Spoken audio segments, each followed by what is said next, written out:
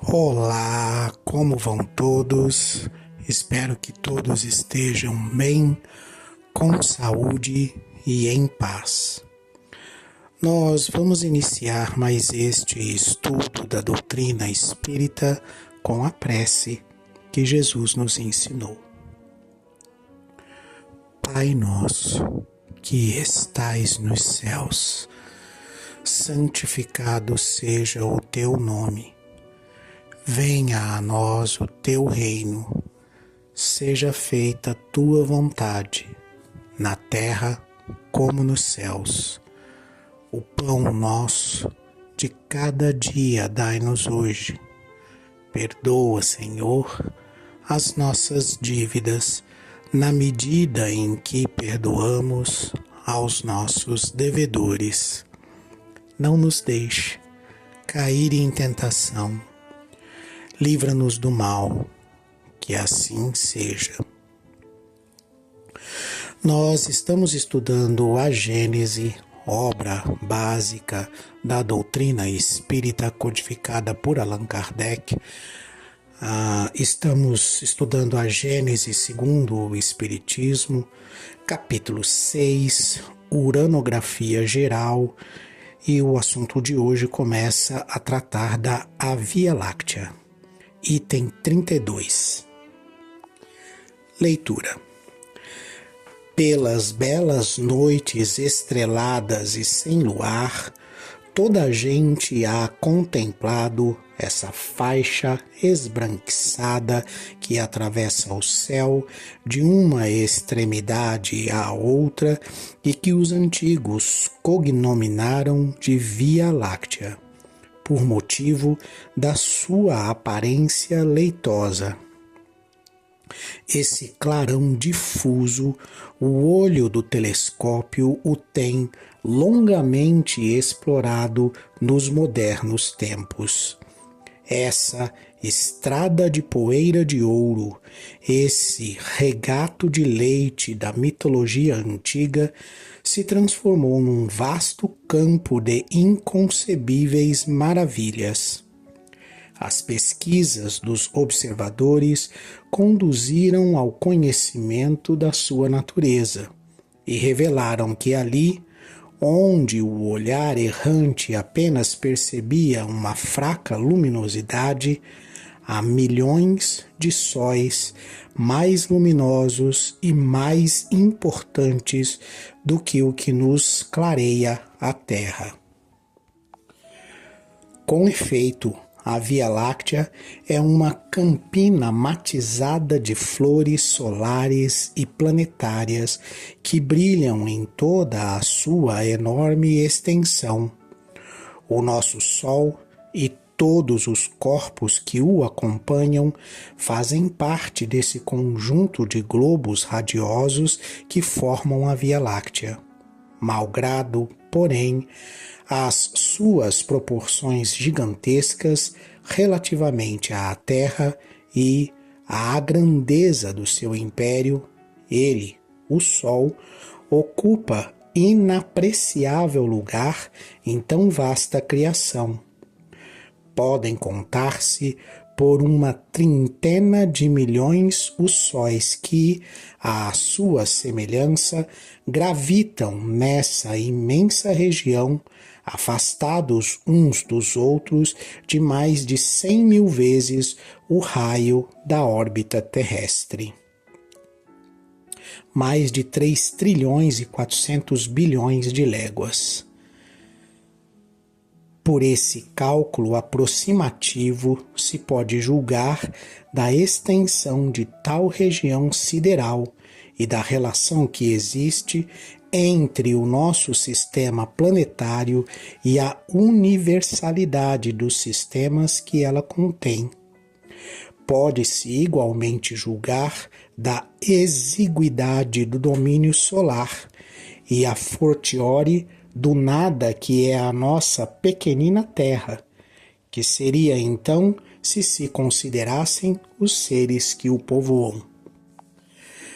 Digo do nada porque as nossas determinações se aplicam não só à extensão material física dos corpos que estudamos, o que pouco seria, mas também e, sobretudo, ao estado moral deles como habitação e ao grau que ocupam na eterna hierarquia dos seres.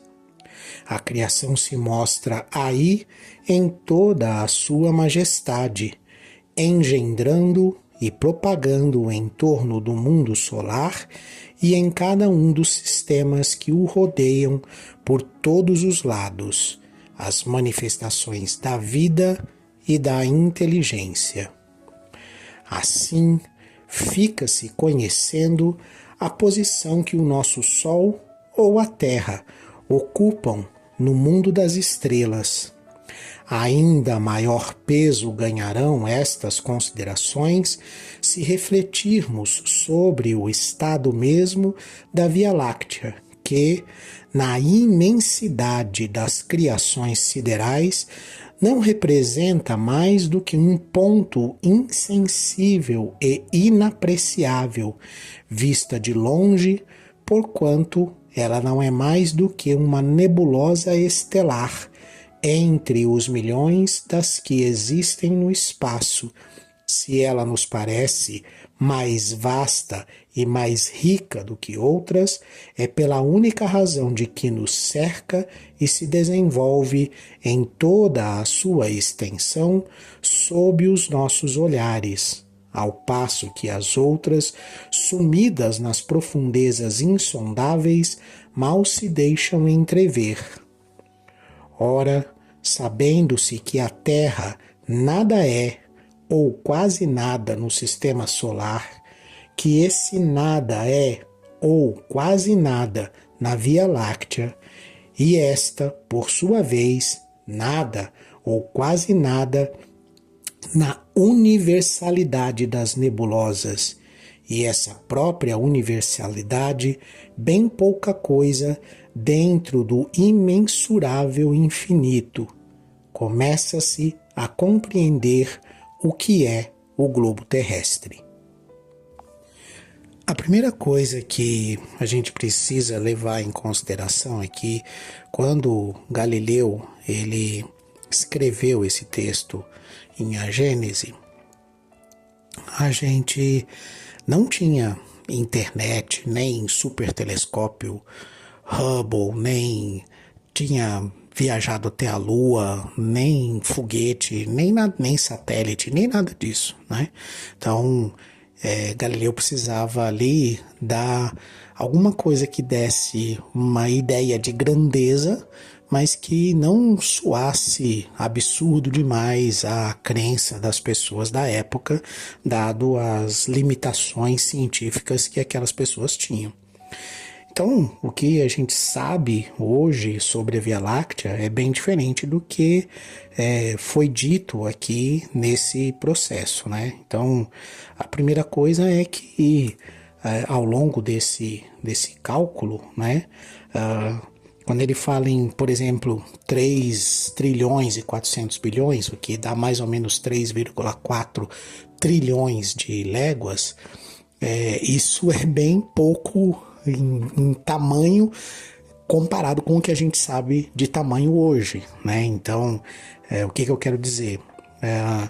Se você converter isso daí, vai dar algo um pouco menor do que 2 anos-luz, só para você entender. E o que é que se sabe hoje a respeito aí da Via Láctea, né? A Via Láctea ela é uma das bilhões de galáxias. Então, primeiro, já se sabe que a quantidade de galáxias que a gente pode aí vislumbrar no universo está na casa de bilhões de galáxias. Então, já é bastante coisa, né? A Via Láctea em si, ela também está na casa de bilhão de ano-luz, né? Bilhão de estrelas, desculpa, né? Então nós temos aí na casa aí de 200 a 250 bilhões de estrelas, né? Fala-se hoje aí até em 400 bilhões de estrelas, né? o diâmetro aí da Via Láctea, né? Ele tem vários cálculos e várias coisas diferentes a respeito desse diâmetro, mas vamos procurar estimar aqui esse diâmetro.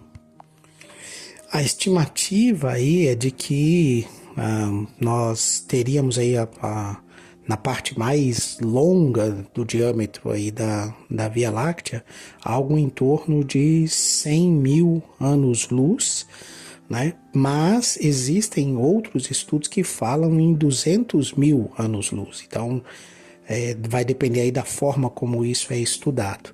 E o Galileu ali no texto dele, quando ele fala 3 trilhões e 400 bilhões de léguas, ele está falando em 2 anos-luz, né? Então, até o jeito como a gente mede, como a gente conseguiu desenvolver a medição de distância em anos-luz é diferenciado do que o Galileu tinha na época dele. Então essas coisas precisam ficar claras para que a gente entenda. Primeiro que o Galileu ele não podia dar esses números naquela época. Se ele desse, não é nem que ele errou nem nada do gênero, ele precisava dar um número de grandeza que desse a ideia de infinito para as pessoas da época. E 3 trilhões e 400 bilhões de léguas dava uma boa ideia de infinito, né? Hoje já se sabe que é muito maior do que isso, né? Como eu acabei de falar, a Via Láctea é uma de bilhões de galáxias e a própria Via Láctea é muito grande nesse aspecto. E aí quando você fala que a Terra é um planeta que circula ao redor de um Sol, que não é o maior dos sóis, bem pelo contrário, ele está entre as menores estrelas, né, considerado aí próximo de estrela anã, né, daquilo que a gente sabe a respeito de tamanhos de estrela. Então o nosso Sol ele é bem pequeno e o nosso planeta é pequeno em relação ao nosso Sol. Como o nosso Sol já é pequeno, o nosso planeta é bem pequeno em relação a qualquer outro sistema solar e a qualquer outro planeta, isso dentro da própria Via Láctea. E a própria Via Láctea, ela e isso o Galileu aqui ele deixa claro, né? Por isso que ele usa essa expressão do nada, né?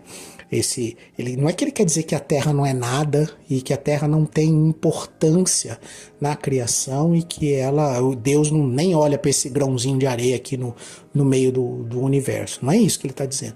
O que ele está querendo que a gente pense a respeito e que a gente saia dessa nossa arrogância e dessa nossa vaidade. A gente lembra que nesse período aí, que a revelação espírita está acontecendo, ainda se pensava que a Terra era o centro do universo, né? Ou seja, a gente era para lá de arrogante, para lá de prepotente em matéria de pretensão do que significava esse planeta. E hoje sabe-se que esse planeta ele é comparado com o tamanho da Via Láctea, a Via Láctea comparada com o tamanho de outras galáxias, ele é menos do que um grão de areia, né? Nessa criação imensa de tantos bilhões de galáxias que existem no universo. Então, só que ele não podia dizer isso para aquelas pessoas naquela época com o conhecimento que aquelas pessoas tinham, né? Elas não iam receber bem esse conhecimento e essa ideia. Então ele dá um número para que as pessoas tenham uma noção de grandeza, né? Um número que faça com que elas tenham a ideia de infinito. E hoje, com tudo de tecnologia que a gente tem, a nossa ideia de infinito já pode ser então aprimorada e aí a gente já sabe do tamanho do universo, do tamanho da Via Láctea e do tamanho da Terra. Bom, com essas informações nós deveríamos nos colocar na nossa pequenez e trabalhar melhor a nossa humildade, que é essa a função de toda a codificação da doutrina espírita, né? Que nós nos melhoremos moralmente, né? E para isso, esse tipo de conhecimento de que o nosso planeta ele é pequeno em relação a outros planetas, para não dizer muito pequeno em relação a outros planetas, para não aprofundar mais ainda e dizer que nosso planeta perto do tamanho da Via Láctea, a gente representa o que é o átomo para nós aqui no planeta Terra. A gente é quase que invisível de tão pequeno que é. E isso não é para que a gente se sinta menor, menosprezado, nem nada do gênero, mas que a gente nos repense essa ideia de vaidade e de arrogância de sermos o centro do universo, a parte mais importante da criação, o melhor biscoito do pacote e essa coisa toda que tem tudo a ver com esse egoísmo, com essa vaidade, com esse orgulho que ainda impera no nosso planeta. Mas isso não quer dizer que a gente não é importante para Deus, né? A Terra é um dos diversos planetas de provas e expiações que estão espalhados pelo universo e, consequentemente, existem outros espíritos espalhados por esse universo tão grande que estão na mesma condição que nós, que estão no mesmo patamar evolutivo que a Terra e que estão enfrentando dificuldades semelhantes às dificuldades da Terra para desenvolver as virtudes necessárias para que a gente evolua para um mundo de regeneração, aonde não é que o mal desapareceu, mas o bem é maior, é preponderante, está em maior grau do que o mal, né? Ainda no nosso planeta a gente ainda tem o mal, ou a predominância do mal, porque estamos num planeta de provas e expiações, né? Vamos nos esforçar primeiro para igualar, né? Então, as nossas ações de caridade, as nossas ações de amor ao próximo, as nossas ações de respeito, de compreensão, de tolerância, elas precisam ser cada vez maiores, cada vez mais intensas, cada vez com mais sentimento de confiança e lealdade à justiça divina, para que nós passemos de um planeta de provas e expiações para um planeta de regeneração, e no meio desse caminho nós vamos chegar num patamar em que o bem e o mal vão estar iguais, né? Vão estar ali quase que nas mesmas proporções, vamos dizer assim, 50% de cada coisa. E a partir daí a gente conseguir preponderar, ou seja, ter mais pessoas e muito mais gente e muito mais ações no bem, na vontade de Deus, no amor ao próximo e na caridade, do que atos de egoísmo, de orgulho, de vaidade, de ambição desenfreada, como a gente enfrenta. Mas isso é parte do processo de evolução. O que o texto aqui do Galileu ele traz para a gente é essa reflexão, né? A reflexão de que nosso Sol, que a gente pensa ser gigantesco, e nosso planeta, que a gente pensa ser imenso, ele é bem pequeno perto de outros sóis e de outros planetas. E eu convido vocês a pesquisar aí pela internet, né, e encontrar essas comparações. Vocês vão ver que existem sóis que são bilhões de vezes maiores do que o nosso Sol e que produzem mais luz e mais calor do que o nosso Sol e que gravitam ao redor desses sóis gigantescos e imensos uma diversidade muito maior de planetas. Então você tem muito mais planetas gravitando ao redor desses sóis. A outra coisa que vocês vão encontrar aí são sistemas solares, né, que ao invés de ter um só Sol, como é o nosso caso, né, que tem um Sol e os planetas girando ao redor desse Sol, você tem múltiplos sóis, você tem às vezes 2 sóis e às vezes até 4 sóis. Tem fotos aí na internet dos telescópios mais poderosos que mostram sistemas solares que são iluminados e regidos por 4 estrelas, por 4 sóis que dão equilíbrio a esses sistemas. E esses mesmos sóis são bem maiores e bem mais potentes e oferecem muito mais energia do que o nosso Sol. Isso não deve nos colocar na condição de nos sentirmos coitadinhos e menosprezados pela criação. Isso deve servir para que a gente reflita sobre o quanto ainda precisamos progredir, evoluir e melhorar a nós mesmos para desenvolver as nossas capacidades, os nossos conhecimentos, a nossa compreensão da justiça divina e do que é de verdade a criação, para que a gente possa habitar num planeta, talvez até a nossa própria Terra desenvolvida e melhorada, mas habitar um planeta com melhores condições morais, né? Ou seja, habitar, conviver num mesmo planeta com espíritos em condições morais melhores, né? Porque não é o planeta que é de expiação. Quem expia as suas faltas são os espíritos que encarnam naquele planeta. Não é o planeta que é de provas, né? Mas os espíritos que estão naquele planeta e que necessitam nascer naquele planeta e ter encarnações naquele planeta é que necessitam de provas e expiações.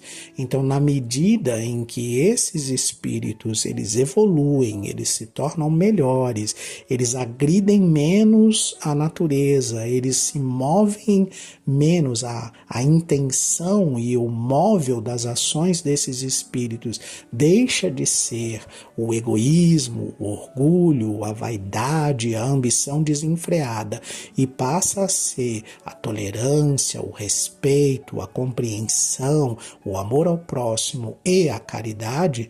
Então, na medida em que esses espíritos se modificam dessa forma, todo o ambiente psíquico e espiritual do planeta se modifica junto com eles, tornando o próprio planeta, que antes era de provas e expiações, num planeta de regeneração. E é isso que a gente precisa trabalhar, é isso que a gente precisa fazer. Alguns de nós vão ser adiantados, vão acelerar o processo e vão acabar não precisando mais encarnar na Terra, e outros de nós vão acompanhar o ritmo da Terra e vão ir se modificando e se tornando melhores espíritos com moral mais elevada ao mesmo tempo que os demais, o que vai trazer mais equilíbrio para a Terra e fazer com que a Terra se torne um planeta de regeneração, e outros vão se atrasar. Outros de nós não vão fazer a lição de casa, não vão entregar os trabalhos, não vão terminar suas tarefas, não vão fazer, em resumo, o desenvolvimento moral, intelectual e psíquico que eles devem fazer para acompanhar esse movimento da maioria, e vão acabar tendo que sair do planeta e viver em outro planeta que ainda seja de provas e expiações para que eles completem esse processo. Então nós vamos ter os três tipos: espíritos que vão ser mais rápidos, vão acelerar o seu adiantamento moral e vão viver, reencarnar em um planeta diferente, mas mais evoluído. Vão ter aqueles espíritos que vão acompanhar o desenvolvimento da maioria dos espíritos na Terra e vão acompanhar o próprio desenvolvimento da Terra, permanecendo na Terra até que ela se torne de regeneração. E vão ter aqueles espíritos que não vão acompanhar esse desenvolvimento da Terra e vão acabar tendo que ir nas próximas encarnações para planetas inferiores, né, e com uma condição inferior à da Terra, ou igual ao padrão vibratório desses espíritos, para que eles continuem o desenvolvimento moral que eles precisam passar. Eu me despeço de vocês com a prece que Jesus nos ensinou. Pai nosso, que estais nos céus, santificado seja o teu nome. Venha a nós o teu reino. Seja feita a tua vontade, na terra como nos céus. O pão nosso de cada dia dai-nos hoje. Perdoa, Senhor, as nossas dívidas, na medida em que perdoamos aos nossos devedores. Não nos deixe cair em tentação. Livra-nos do mal, que assim seja.